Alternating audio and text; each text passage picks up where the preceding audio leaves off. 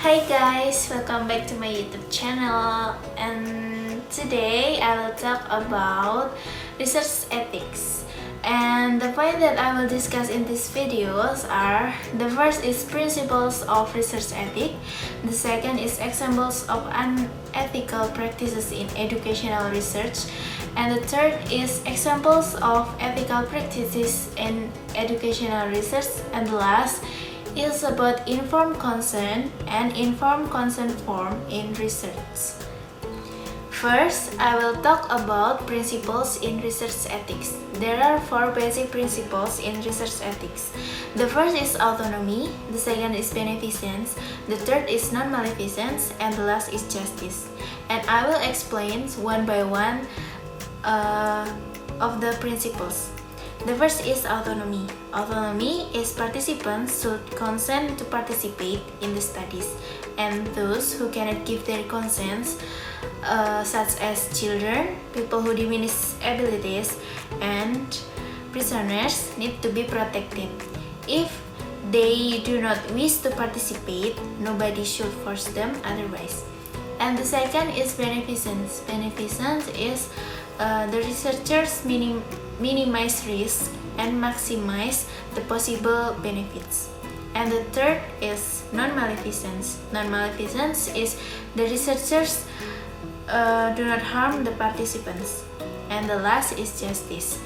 Justice is fairness in procedures for selecting participants, or being fair for the participants, or the needs of participants needs to come first before the researchers' needs. Okay, after we know about the basic principle, the 4 basic principles in research ethics, now I will give the examples of unethical practices in educational research. For example, I conduct research about effectiveness of using Mentimeter in Class A and Class B. And I already know that Mentimeter is effective in this era, but I just teach Mentimeter in Class A and nothing in Class B, and then I compare it in my report. And I also give the examples of ethical practices in educational research. For example, there are any researchers who conduct the research about the factors of students' grades in English. And the researchers should involve 2 students, namely the students who has good grade and the students who has bad grade.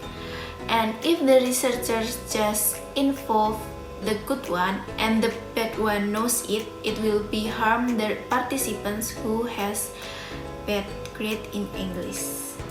And the last point that I will discuss in this video is about informed consent and informed consent form in research.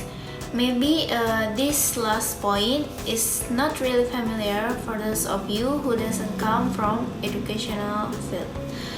And informed consent is a process by which a subject voluntarily confirms his or her willingness to participate in a particular trial after having been informed of all aspects of the trial that are relevant to the object's decision to participate.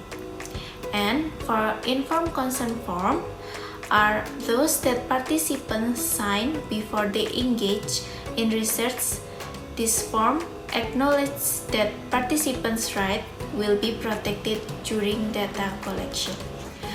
Okay, and I think that's all about the principle of research ethics and the example of unethical practices and ethical practices in educational research, and also about informed consent and informed consent form in research. And thank you for watching. Don't forget to like, comment, and subscribe, and also share to your friends.